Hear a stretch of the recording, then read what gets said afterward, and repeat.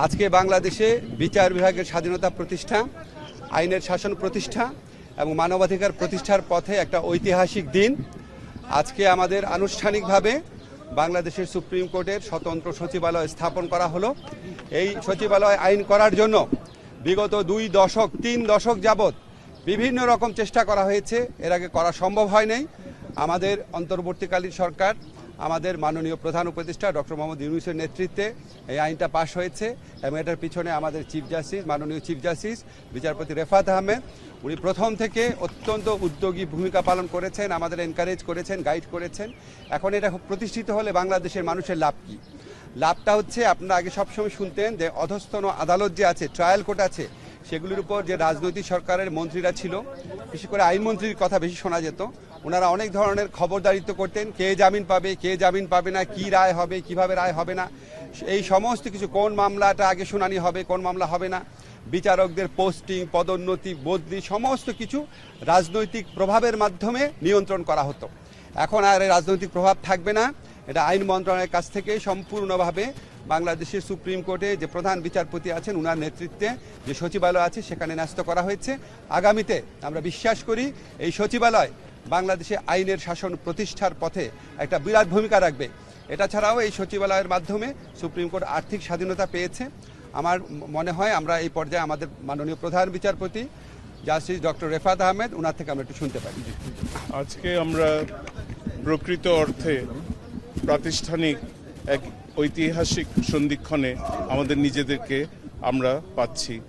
এখানে যাদেরকে দেখছেন, আমরা প্রত্যেকেই কোনো না কোনোভাবে এই অন্তর্বর্তীকালীন সরকারের সহযোগিতায় আমরা তাদের এইডে এবং স্টেক হোল্ডার হিসেবে আমরা কিন্তু কালেকটিভভাবে আমরা এই সচিবালয়ে আমাদের প্রাপ্তি হয়েছে।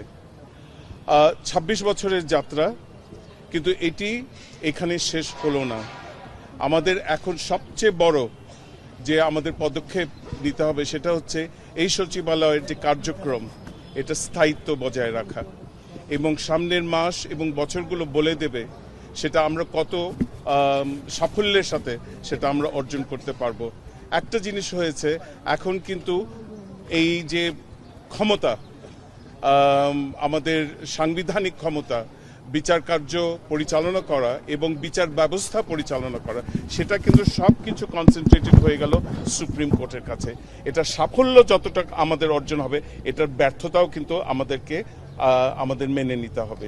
তো সেই দিক থেকে আমি সবার কাছে আমার আহ্বান রইল, আগামীতে যে নির্বাচিত সরকার আসবেন তাদের তো বটেই, এবং আমাদের যত স্টেক হোল্ডার আছে তাদের সবাইকে এই যে ধারাবাহিকতা, এই সচিবালয়ের ধারাবাহিকতা, আইনের শাসন বজায় রাখা, গণতন্ত্রকে বজায় রাখা, এই ধারাবাহিকতা যেন অটুট থাকে এটা। এবং আপনারা, আমি সবসময় বলি, ফোর্থ স্টেট যারা মিডিয়া আছেন, আপনারা প্রিন্টেড ইলেকট্রনিক মিডিয়া আছেন, আপনারা গত 16 মাসে আমাদেরকে যে সহযোগিতা দিয়েছেন, সারা দেশে আমাদের যে বার্তা পৌঁছে দিয়েছেন, সেটার জন্য আমি আপনাদের কাছে ব্যক্তিগতভাবে অনেক অনেক কৃতজ্ঞ।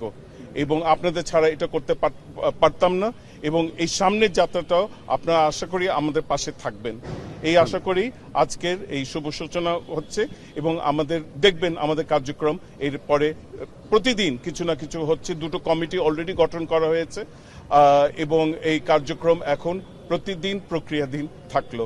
আপনাদের শুভেচ্ছা কামনা করছি এবং আমারও আপনাদের কাছে অনেক শুভেচ্ছা থাকলো।